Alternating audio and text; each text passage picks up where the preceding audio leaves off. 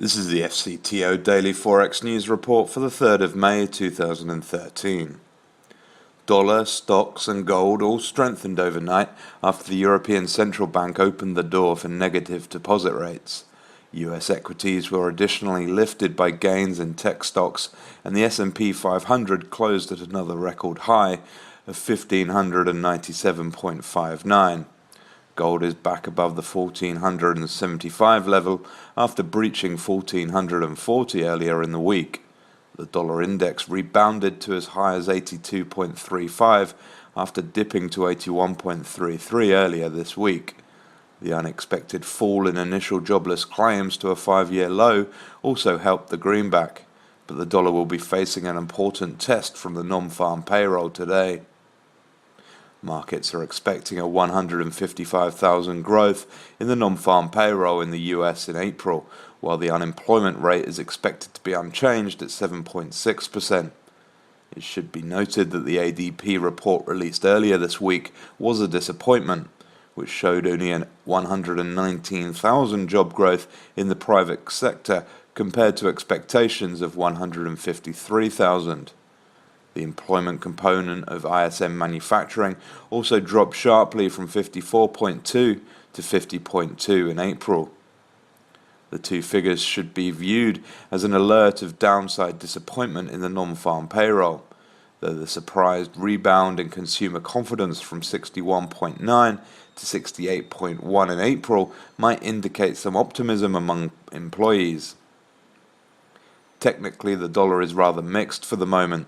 The pullback in euro-US dollar, while deep and sharp, didn't warrant a near-term reversal so far.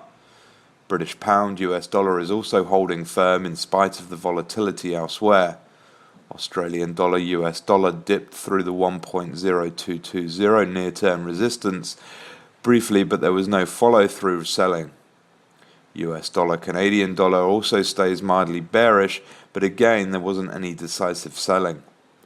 On the other hand, it should be noted that yen crosses have been generally resilient in the week's pullback, and the falls were generally shallow. We'd prefer to long yen crosses on risk rally should today's non-farm payroll deliver expectations, and prefer British pound Japanese yen based on bearishness in euro British pound. Yesterday, the ECB cut the main rate refinancing rate by 25 base points to 0.5% in May, in response to the easing inflation and rising unemployment rate in the 17-nation Eurozone. Risks of further easing remain to the downside, and President Draghi signalled that the central bank would not avoid a negative deposit rate. The special liquidity facilities are also maintained until at least the middle of 2014. Elsewhere, Chinese non-manufacturing PMI dropped slightly to 54.5 in April. Australian PPI rose to 1.6% quarter-on-quarter in Q1 as expected. The sterling will face another test from PMI services today.